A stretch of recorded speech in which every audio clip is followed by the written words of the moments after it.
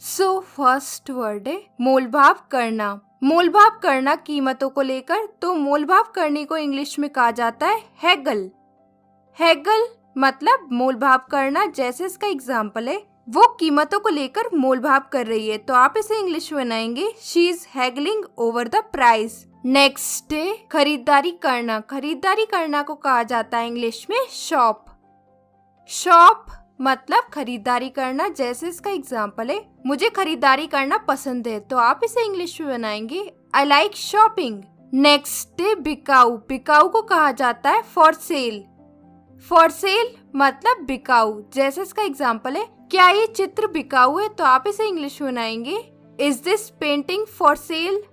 Is this painting for sale मतलब क्या ये चित्र बिकाऊ है। नेक्स्ट डे फेरी लगाना या घर घर जाकर माल बेचना। तो फेरी लगाना या घर घर जाकर माल बेचना, इसे कहा जाता है इंग्लिश में हॉक, या आप बोल सकते हो पेडल। पेडल भी बोला जाता है और हॉक भी यूज होता है। जैसे इसका एग्जाम्पल है, वो आजकल फेरी लगा रहा है या वो आजकल घर घर जाकर माल बेच रहा है, तो आप इस सेंटेंस को इंग्लिश में बनाएंगे ही इज हॉकिंग नाउअडेज, या फिर आप बोल सकते हो he is pedalling nowadays. Next है खरीदना या मोल लेना कोई चीज, जैसे कपड़े वगैरह। तो खरीदना या मोल लेना को कहा जाता है इंग्लिश में बाय। बाय मतलब खरीदना या मोल लेना। जैसे इसका एग्जाम्पल है, मैंने कुछ नए कपड़े खरीदे या मोल लिए, तो आप इसे इंग्लिश में बनाएंगे I bought some new clothes. I bought some new clothes मतलब मैंने कुछ नए कपड़े खरीदे। नेक्स्ट है बेचना, किसी को सामान वगैरह बेचना कुछ, तो बेचना को कहा जाता है इंग्लिश में cell.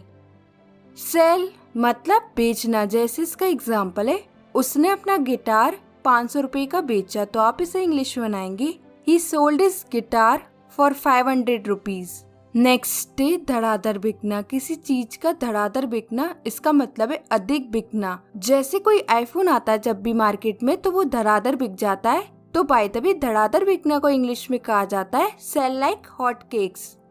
Cell like hot cakes मतलब धड़ाधड़ बिकना। और यहाँ पे मैं आपको बता दूं, ये एक इडियम है और अब इसका एग्जाम्पल है, ये आईफोन धड़ाधड़ बिक रहा है, तो आप इसे इंग्लिश में बनाएंगे this iPhone is selling like hot cakes मतलब ये आईफोन धड़ाधड़ बिक रहा है। नेक्स्ट है कम दाम पर बेचना या सस्ता बेचना किसी वस्तु को। तो कम दाम पर बेचना या सस्ते दाम पर बेचना, इसे कहा जाता है इंग्लिश में सेल ऑफ।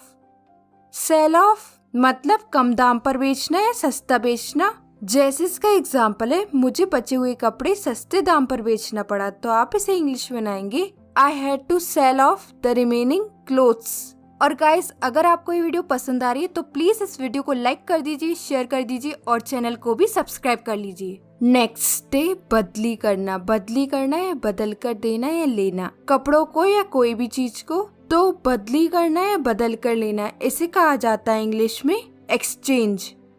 एक्सचेंज मतलब बदली करना या बदल कर देना या लेना। जैसे इसका एग्जाम्पल है, मैं इस शर्ट को कहाँ बदली कर सकता हूँ या मैं इस शर्ट को कहाँ बदल कर ले सकता हूँ, तो आप इसे इंग्लिश में बनाएंगे where can I exchange this shirt. Next है खर्च वहन करना या किसी चीज को खरीद सकना। तो खर्च वहन करना, इसे कहा जाता है इंग्लिश में अफोर्ड। अफोर्ड मतलब खर्च वहन करना।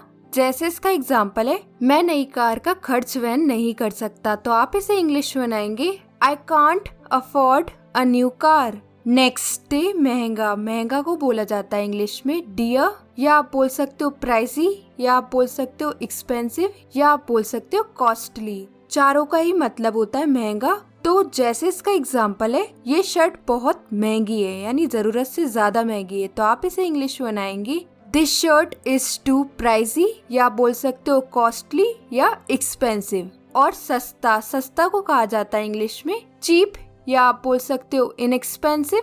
इनएक्सपेंसिव और चीप का मतलब होता है सस्ता।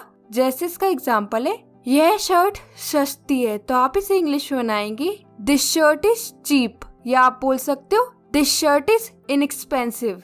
नेक्स्ट है बढ़ जाना। कीमतों का बढ़ जाना या दाम का बढ़ जाना। तो कीमतों का बढ़ जाना या दाम के बढ़ जाने को इंग्लिश में कहा जाता है गो अप मतलब बढ़ जाना दाम का या कीमतों का। जैसे इसका एग्जाम्पल है, फोन के दाम बढ़ गए हैं या फोन की कीमत बढ़ गई है, तो आप इसे इंग्लिश में बनाएंगे the price of phone has gone up.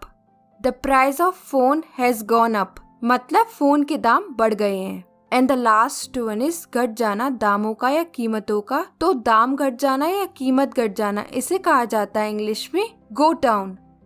Go down मतलब दाम का घटना या कीमत का घटना। जैसे इसका एग्जाम्पल है फोन के दाम घट गए हैं या फोन की कीमत घट गई है, तो आप इसे इंग्लिश में बनाएंगे the price of phone has gone down.